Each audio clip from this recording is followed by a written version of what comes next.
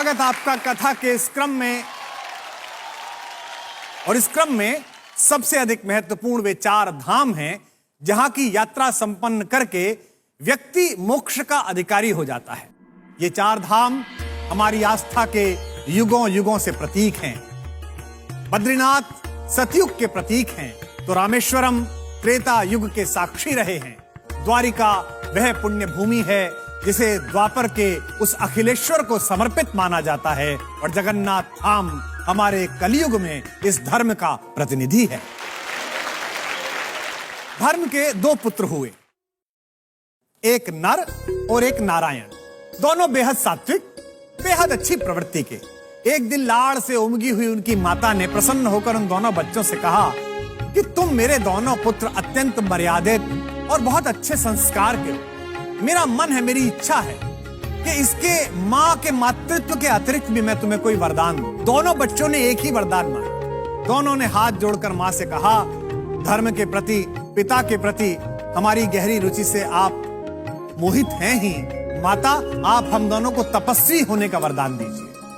मां हैरान हो गई, क्योंकि जिन पुत्रों से इतना अधिक मोह था, जितना अधिक स्नेह है, जितना लाड़ है, अगर उन्हें तपस्वी होने का वरदान देती है तो वे तपस्या के लिए परिवार को, घर को छोड़कर चले जाएंगे। लेकिन वचनबद्ध माता ने अंततः पुत्रों के मोह को पीछे करके अपने वचन की पालना की और दोनों पुत्रों को परम तपस्वी, परम तेजवान होने का वरदान दिया। अपनी मां से मनचाहा वरदान प्राप्त करने के बाद नर और नारायण घर परिवार की देहरी को त्याग अपने संकल्पों को हिमालय जैसी ऊंचाई देने के लिए पर्वतों के उस प्रदेश में पहुंचे जहां उन्होंने कठिन तपस्या आरंभ कर दी। बद्रीनाथ वही पवित्र भूमि है जहां धर्म के उन यशस्वी पुत्रों ने सहस्रों वर्षों तक घोर तप किया है। जिस पर्वत पर नर ने तपस्या की वे इतिहास के शिलालेख पर नर पर्वत के नाम से अंकित हुआ और जिस पर्वत पर नारायण ने तपस्या की उसे आज भी हम नारायण पर्वत कहकर प्रणाम करते हैं। आइए अब बढ़ते हैं दूसरे धाम की ओर, यानी कि त्रेता युग का प्रतीक, भगवान की पुण्य लीलाओं का साक्षी वह रामेश्वर तट, जहां अनाचार के विरुद्ध एक तपस्वी के युद्ध का ऐसा उद्घोष हुआ कि विश्व आज भी उस आतताई के खिलाफ भगवान की उस भूमिका को दशहरा और दिवाली के रूप में मनाता है। अपने समय के सबसे अधिक पराक्रमी, बुद्धिमान, तेजस्वी और वंश परंपरा के समस्त गुणों के साथ अभिषिक्त होने वाले अपराधी रावण का वध करने के लिए भगवान मर्यादा पुरुषोत्तम श्री राम ने इसी स्थान पर शिवलिंग की स्थापना की थी। प्रभु ने श्री राम को विजय का आशीर्वाद दिया था और भगवान शंकर इस दुनिया में सत्य के लिए संघर्ष कर रहे हर संकल्प को सहारा देने की अवधारणा तब से लेकर आज तक दोहरा रहे हैं। आइए अब प्रस्थान करते हैं द्वारिका धाम की ओर। भूमि का वो पवित्र पावन हिस्सा जहां भगवान ने अपने सहकारी रूप को प्रकट किया और उसे राजधानी बनाया। कहते हैं कि भगवान श्री कृष्ण के आदेश पर महान महारथी वास्तुशिल्पी विश्वकर्मा ने द्वारिका को बनाया था और उसी द्वारिकापुरी में अपने शासन के कारण माखन चोर द्वारिकाधीश कहलाए। भगवान की राजधानी के बाद कथा के अंतिम पड़ाव में चलते हैं इस जग के नाथ स्वामी जगन्नाथ जी के धाम की ओर। इसे लेकर भी बड़ी रोचक कथा है।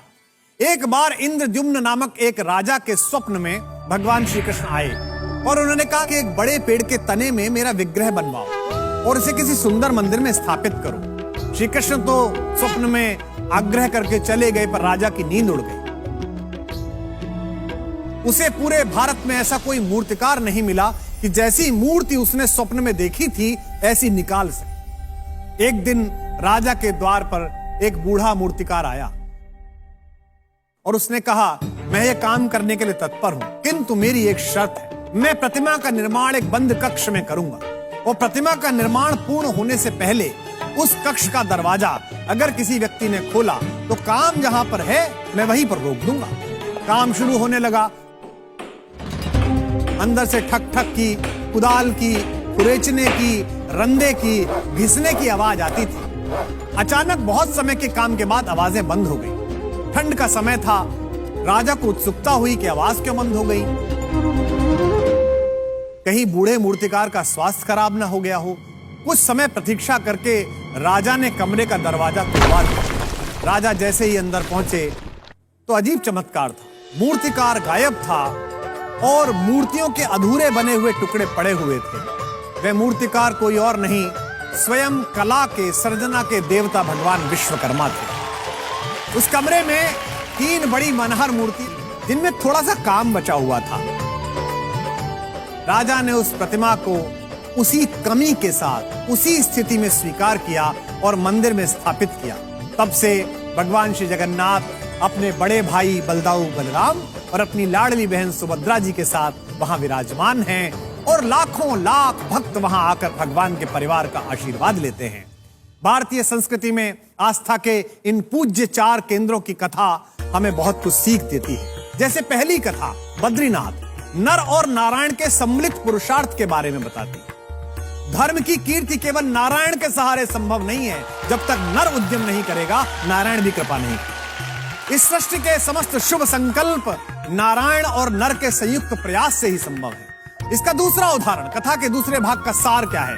जगन्नाथ धाम की कथा यह बताती है कि जब तक संभव हो, सत्ता को किसी भी शिल्पकार पर अपनी शर्तें थोपने की बजाय उसकी शर्तों को स्वीकार कर लेना चाहिए। जब जब हस्तक्षेप हुआ, कला की प्रतिमाएं अधूरी रह गई। इसलिए हर सुंदर निर्माण की आशा रखने वाले राजाओं के लिए, हर बेहतर रचना की उम्मीद करने वाले समाज के लिए यह अनिवार्य है कि वे कला के साधकों पर अपनी शर्तें थोपने के बजाय पूरे सम्मान के साथ उन्हें उन्मुक्त वातावरण दे, ताकि उनकी कलाएं भी भगवान की तरह पूरे विश्व में आदर पाएं और युग युगांतर तक बची रहें। धामों के साथ परिचित होने पर एक और आवश्यक संदेश समझ में आता है। ऐसी मान्यता है कि सतयुग में धर्म के 4 पैर थे, त्रेता में 3 पैर हो गए, द्वापर में 2 बचे, यानी कि धर्म की संकल्पना क्रमशः डगमगाती गई। धर्म के प्रति लोगों में रुचि कम होती गई। कलयुग में तो धर्म केवल एक पांव पर टिका है, किंतु अगर ये पांव भी मजबूत है, ये पांव भी अगर भक्ति का है, तो फिर तुलसी बाबा का कहा सिद्ध हो जाता है, कलयुग केवल नाम आधार। आप नाम लीजिए और आपका काम होता है।